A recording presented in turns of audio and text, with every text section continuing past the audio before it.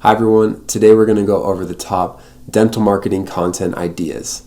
For those of you who are new, hello, my name is Dawson. I own a dental marketing agency in Colorado Springs. I help dentists across the US grow their practices. Anyways, in today's video, very excited about this one. I made a video in the past, but it wasn't as in-depth as this will be. This will be a comprehensive guide of what to post, why you're posting, and some of the ways to go about that. For those of you who stick around for the end of the video, I'll have a little guide that I share at the end to help you with your content marketing. Without further ado, let's jump right into it. Our first tip today is to figure out why you're posting. This is tempting to skip, especially someone like me that's really practical, wants to get into some of the tactics and the nitty-gritty. But skipping this will really hurt you in the long run, because if you don't get specific on your why for posting, you're going to burn out. They say, people without vision perish. So if you get really specific on your why, then this is going to help you down the road. The next part is, what's your messaging? This is important in sharing your story. It's important to craft kind of an identity statement about your practice. And from here, this is going to be the foundation for all the content that you make in the future. So if you really focus on implants and being the best in your town or in your area, then really focusing on crafting almost like a mission statement or kind of a vision behind that will help you in the way that you craft your content from here on out.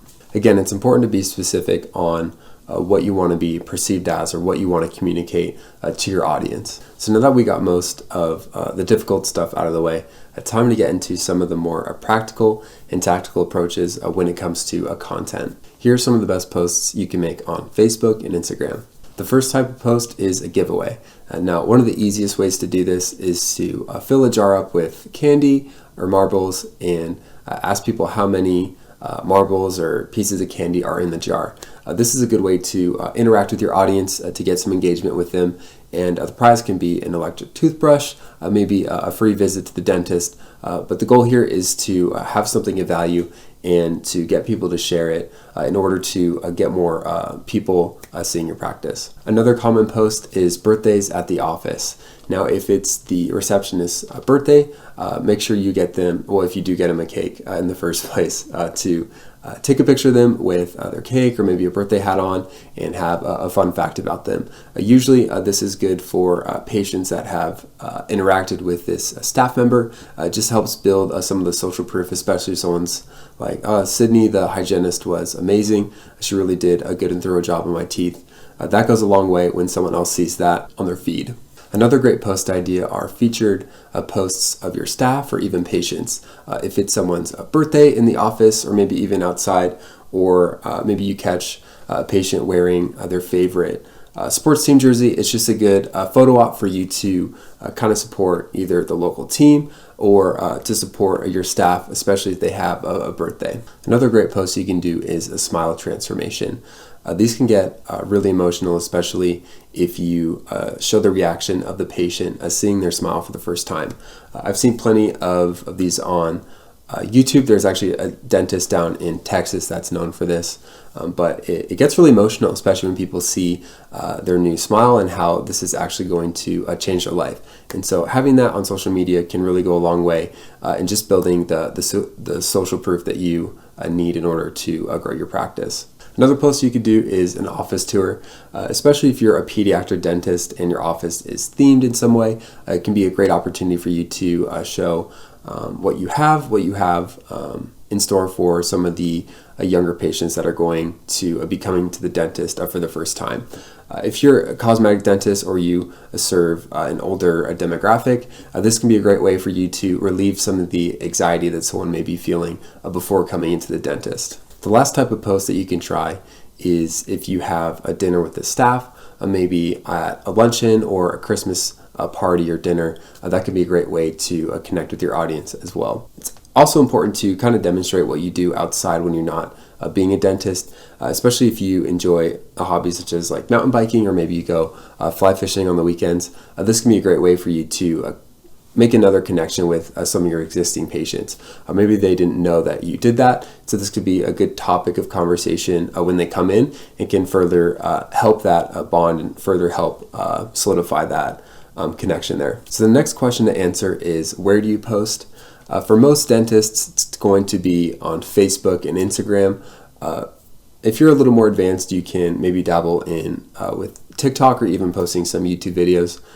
But if you're just kind of starting out and you're just looking to build your platform, I definitely suggest just sticking with Facebook, maybe Instagram as like a secondary option, and then from there branching out even more once you get more comfortable with posting. Again, the main thing is to be consistent, posting on a regular basis, and to almost get in the habit of doing that and sharing that with your audience. Here are some bonus tips when posting online. This is coming out of Atomic Habits by James Clear. These are just little tactical things that you can do in order to make a posting a habit. So James says in this book, the 4 parts of having a successful habit is to make it easy, make it obvious, make it attractive, and then make it satisfying. So the degree to which your habit sticks depends on those 4 different factors. So a way to make it easier on yourself is to maybe have everything in one spreadsheet, or just have one thing that you need to go to in order to post. This can kind of eliminate some of those barriers, especially if you're just starting out, and it will make it easier for you to make it a habit. Another thing you can do is you can make it obvious by putting it in your calendar, actually setting aside a time and saying, during these 15 minutes on my admin day, I'm going to post one thing on Facebook. Can definitely make a huge jump in terms of progress. One way to make this satisfying is to reward yourself after you post, or if it's too difficult altogether, I suggest just kind of delegating this to your team in order to handle it. Again, the important thing is that it gets finished, it gets posted no matter what way you decide to do it and go about it. It's just important that you stay consistent with it. So that wraps it up for today. I hope you found this video useful. If you have any questions, feel free to leave them in the comment section below. If you want help growing your practice, feel free to schedule a call with me. I have a link to that in the description below. If you want that free guide I was talking about at the beginning of the video, you can go find it here at this link, or you can even grab it, like I said, in the description below. Thanks again for watching. Consider subscribing if you want to see more content like this, and I will see you later.